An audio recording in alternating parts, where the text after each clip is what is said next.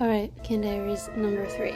We are at the halfway mark, weekend and Monday, Tuesday. Halfway mark means a lot of missed screenings, a lot of tiredness, a lot of laziness, because until now I had seen 10 movies or something in 4 days, which is kind of a lot. So where do I catch up? Saturday morning I was supposed to go see a movie and I didn't have the energy to. It was at 8:30 in the morning. Then I ended up seeing movies at night because I didn't want to not see anything on Saturday. So I saw 2 documentaries that were, I think, both part of like the Cannes Classics program. I ended up getting those tickets like really late in the day, during the afternoon I think, or maybe in the morning, but yeah. So you can do last minute and it can be slightly chiller with these sections that are not as popular, meaning like Cannes Classics and things like that. Less people are like dying to see the movies because they're not the popular ones, I guess. So I saw 2 documentaries. First one I saw was called Jim Henson Idea Man, directed by Ron Howard, which is like a Disney Plus movie. It's just gonna come out on that platform soon. And Ron Howard was there, and that was so cool. Again, it was presented by the director of the festival, and it was really touching. Jim Henson is the guy who created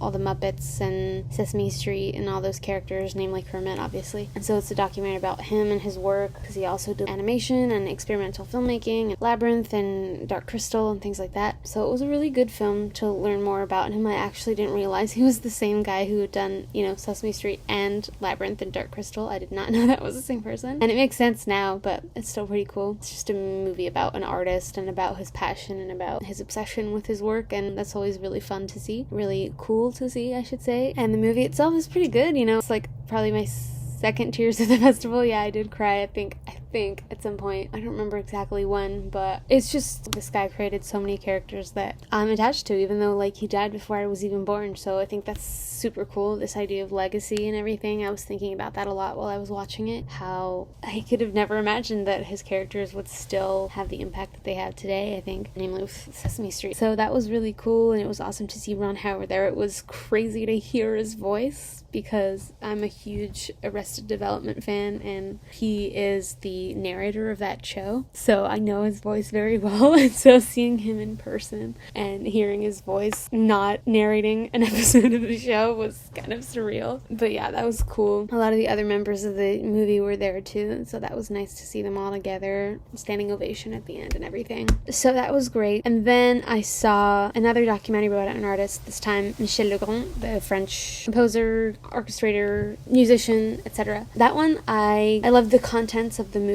I loved seeing him evolve through the years. I wasn't as much of a fan of the actual movie itself. I think parts of it were a bit, it was just performances with a million cuts for like 30 seconds of a performance, and I was like, okay, this is a bit much. But pretty sure I cried as well for that one, just because, I don't know, his music has like really had an effect on me and on so many people, and it was awesome to see kind of the man behind the music, I guess. He is kind of an intense person, which is not that much of a surprise, but it was interesting to see it in action. A lot of big artists, they can have kind of an attitude, and the movie's not afraid to show that, which I think was nice. It definitely made me want to listen to his music again and see the movies that he worked on and everything. So that was really cool. The director was there too, and Michel Legrand's last wife, who's also like an actress, her name is Masha Merid, was also there. So yeah, I liked reliving, I guess, all his music and all his career. And then I went home again with a car because it ended at midnight. The driver was also really sweet, really nice. Took forever to actually get out of the city, because at night, everybody's partying or whatever, or like going to their hotel room. I don't know what the fuck they're doing, but everybody's in cars,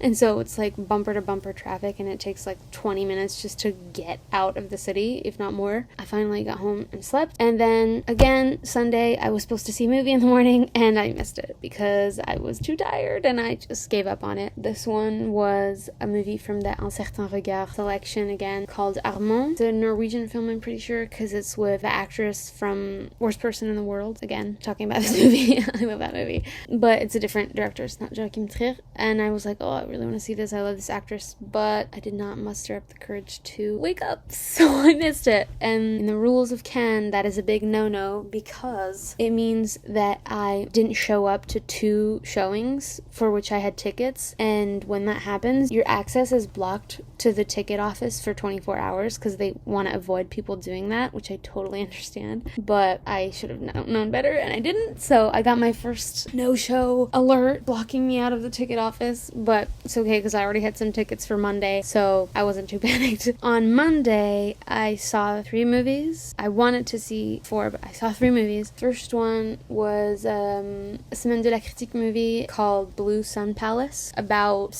not a spa, but like a massage salon, I don't know what those are called, in Queens, that is managed by a group of Chinese women. It takes place in Queens, but it's all in Chinese, and it was very long, and I sadly didn't love this one. It's another movie about death, and even though the cinematography is pretty nice and there's some great intentions to it, I was just not into it. I also slept. I'm not gonna lie, I slept, but even then I felt the length of it, kind of similarly to a movie I had seen on Friday, Desert of Namibia.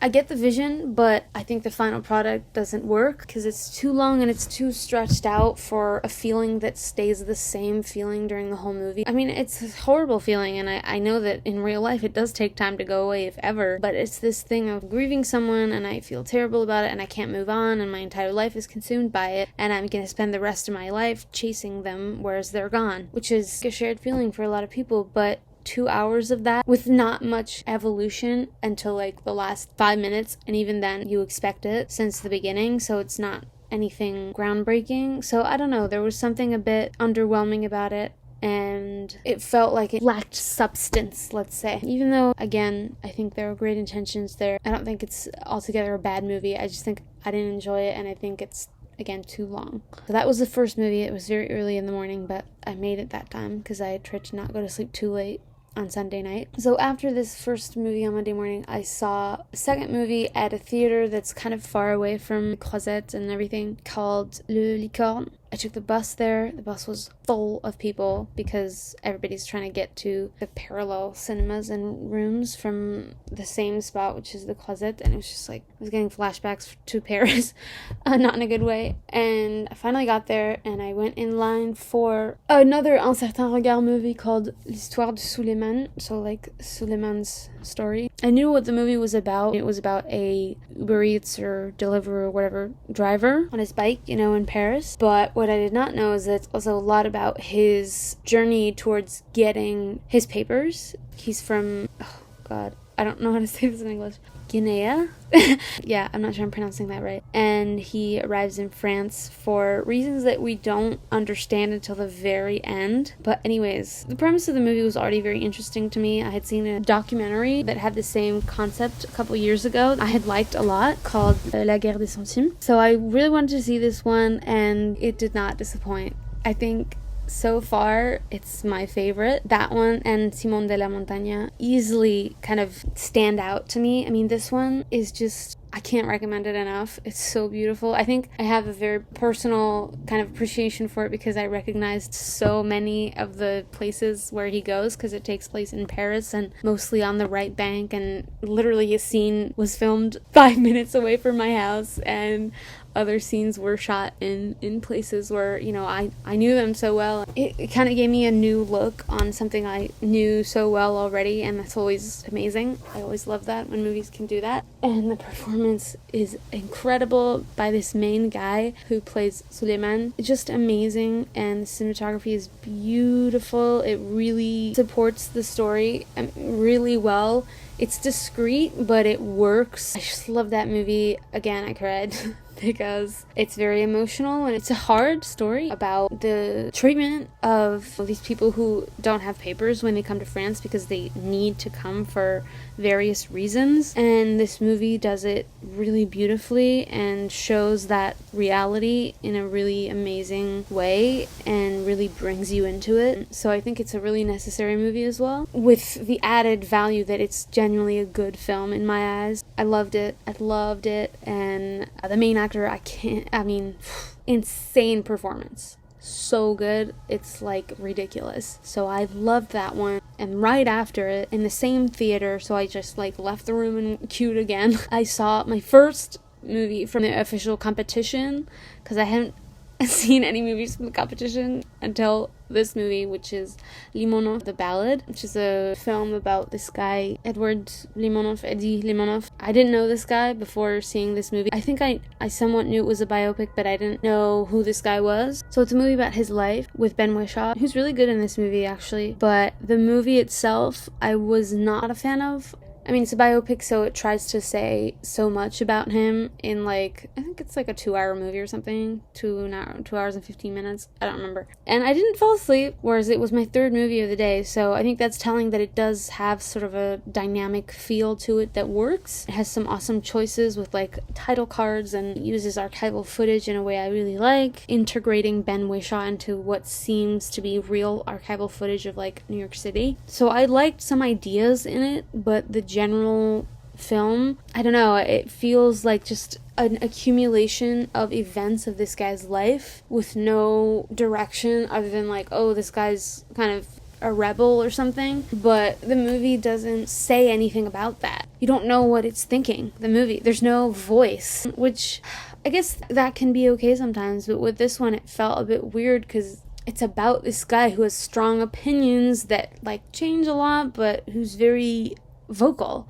And so for the movie in turn not to be vocal about what it thinks felt odd and not finished or something, or like, okay, we're just gonna do a biopic of this guy and not say what we think about him, which I think, I mean, I can just read his Wikipedia page then. But I like the music is pretty good. They put some like Lou Reed and stuff like that in it, Radiohead, blah blah blah. They had a lot of money so they could do cool stunts and stuff. I mean, cool little gimmicks, but I think as a whole it's not great. I think it's definitely not winning the pen because it's just, I don't know. It's not a harmful movie, but it's also kind of mediocre. It's fun in parts. Again, Ben Wishaw's a good actor, so his performance works, but oh my god, my huge pet peeve with this movie is that this guy, Limonov, was Russian, right? Or, you know, born in what is now Ukraine, but he was from the USSR, so he speaks Russian, and so do a lot of the characters, yet they speak in English with a Russian accent, which is with a terrible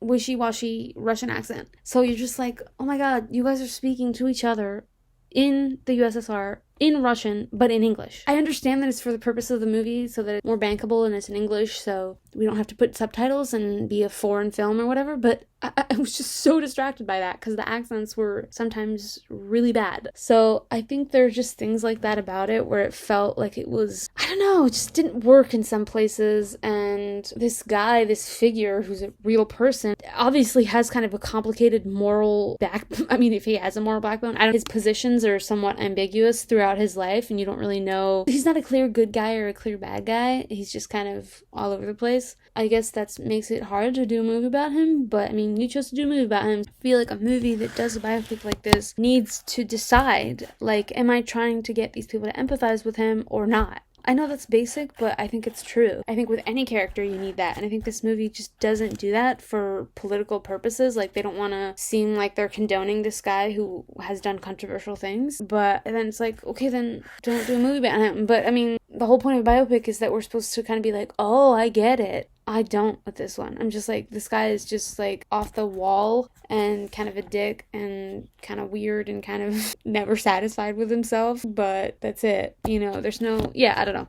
I think I've said enough. I didn't hate it. I didn't have a bad time watching it, so I didn't rate it terribly, but that's the last movie I saw on Monday. And then today, Tuesday, I woke up feeling terrible. I was supposed to see movies today as well. I was supposed to see something from the immersive competition, which is virtual reality movies that are in competition. And I was supposed to see Un Certain Regard films as well, but I just felt terrible. Like, my entire body was hurting.